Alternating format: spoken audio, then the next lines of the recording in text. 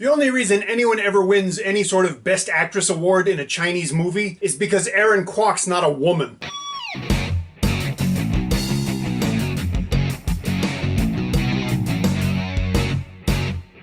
对了妈，爸爸生我气吗？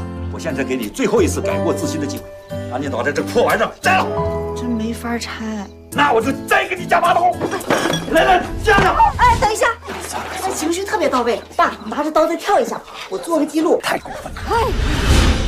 Hi, welcome to the Silver Spleen. My name is Rupert Pupkin, and this is my review of The New King of Comedy. My first visit to Hong Kong was in 2001. I was lucky enough to watch Shaolin Soccer in a cinema in Hong Kong, and it's one of my favorite memories of that trip. In 2005, I watched Kung Fu Hustle in a cinema in America. When international stardom didn't call Stephen Chow back, he looked north to China. By 2008, after I'd been living here for 3 years, I got to watch CJ7 in a cinema in Hong Kong during Chinese New Year. I tried to watch Journey to the West, but I only made it through the first scene. You know, the one with the fish monster. Speaking of which, I haven't watched Mermaid either, mostly because I watched the trailer, which is also the reason I never watched Journey to the West 2. Comedy is extremely contextual and, by extension, cultural. It's kind of similar to, curse words. If you tell someone in English, go fall in the road, they'll look at you funny because that's not a bad thing to say in English. It doesn't even work in Mandarin. If you say, shuai dao, they're gonna look at you like, what's wrong with you, Shapi? Now, in Cantonese, obviously, it has meaning. Pok guy, which is usually me yelling at Aaron Kwok for overacting, but that's not our story.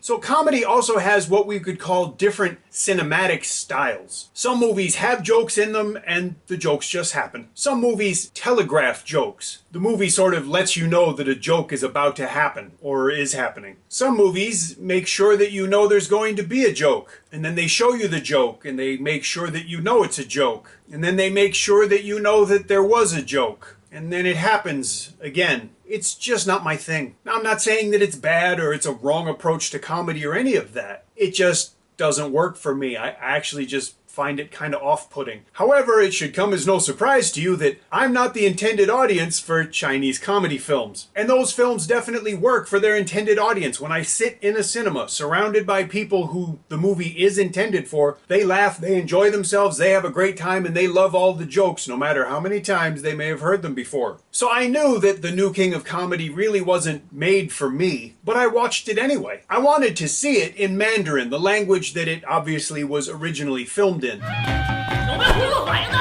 But when I was in Foshan over the holiday, there were no English subtitles in any of the screenings. So I watched it in Hong Kong, where it's dubbed into Cantonese, which is the language that, helped make Stephen Chow famous. Now, it's been a very long time since I watched 1999's King of Comedy, and so I'm not going to mention all the nods to that film in this new film, but they're definitely there. I don't want to talk about that aspect of the movie as much as I want to talk about the story in the movie and a little bit about the movie itself. The New King of Comedy tells the story of a young, but not getting any younger, woman played by newcomer Yi Jing-wen, who's harbored a decade-long dream of becoming a real actress. She's worked as an extra for 10 long, demeaning years.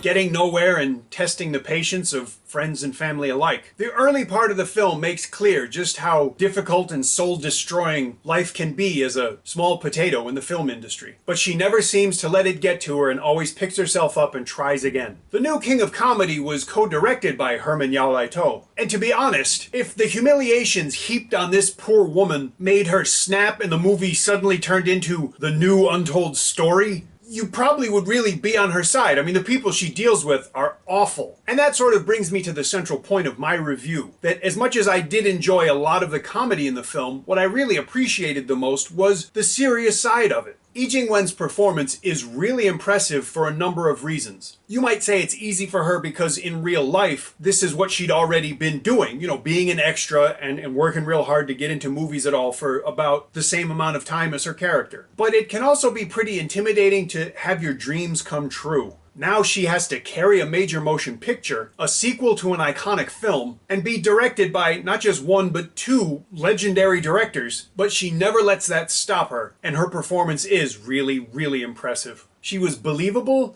engaging and showed a degree of dramatic maturity that I wish was more common. Huang Baozhang's performance as Marco, a washed-up has-been, is really fantastic. The first time we see him, his expression, which lasts just a few seconds, says more than a 10-minute monologue. It might also be the weirdest Boogie Nights homage ever. Huang Baozhang handles this multifaceted character with remarkable skill, being very, very funny one moment and very, very serious the next. Now, like so many other things in this movie, it's easy to see how Huang Baozhang's character is infused with the actor's own real-life history. In fact, a lot of this film reminded me of Derek Yee's I Am Somebody, a film about people who make a living as extras while chasing a dream in Hangdian Studio. Like that film, in The New King of Comedy, the line between the movie and the making of the movie is just constantly being blurred. Everyone you see in The New King of Comedy who's playing an extra is an extra. Even that woman who was a contortionist, she was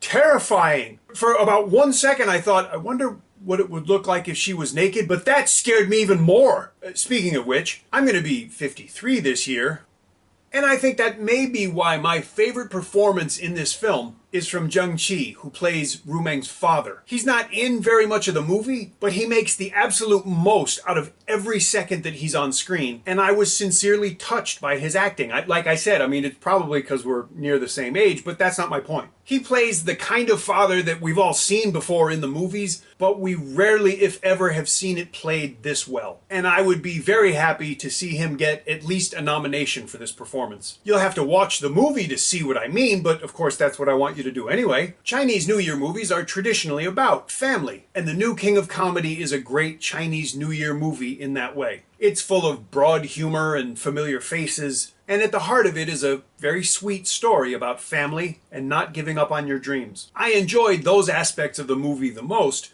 but the comedy, if you like that style of comedy, is also very rewarding. Like I said, everyone around me seemed to laugh quite a bit. I enjoyed the scene talking about how Chinese New Year movies can't have bad language because children are going to be watching the film, so you can't say words like and.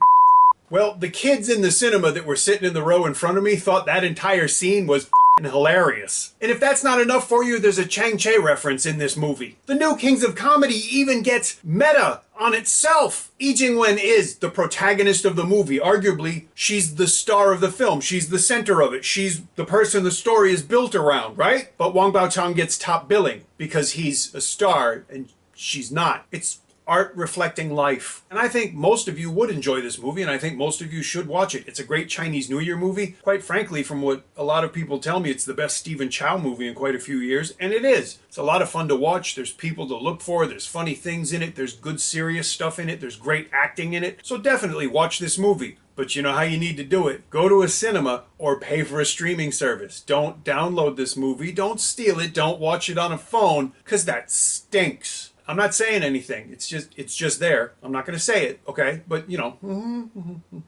I think we understand each other. If you enjoyed my review, please let me know. And if you didn't, please let me know. If you enjoyed the channel, please subscribe. Thank you for watching, and I'll see you again soon.